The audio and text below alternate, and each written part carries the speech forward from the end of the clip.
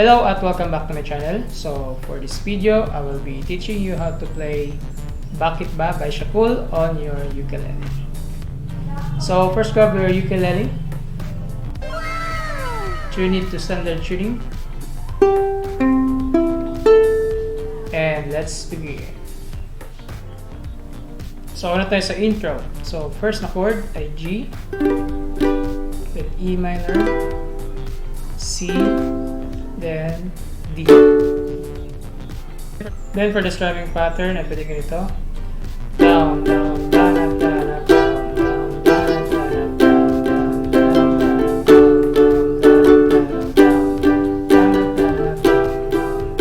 down, up, for the verse, G, B minor, E minor, A minor, then D. Then for the strumming pattern, pwedeng ganito. Down, down, down, down, up, down, down, down, then up,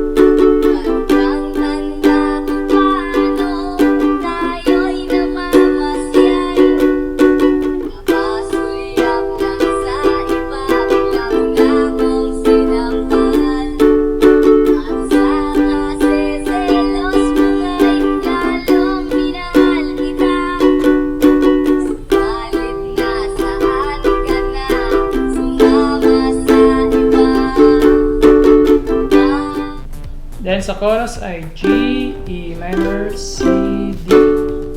So gagawin ito twice, then after nyan ay C, D. So yung C, D ay gagawin 4 times.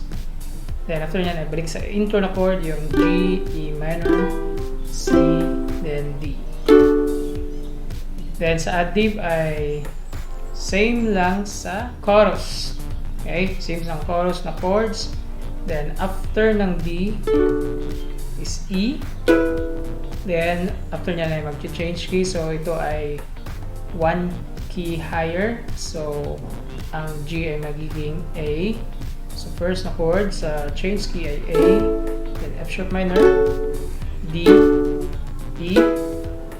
Then yung C at D ay palitan ng D at E. Okay? So, ulit-ulit lang yan. A, F sharp minor, D, E, D, E.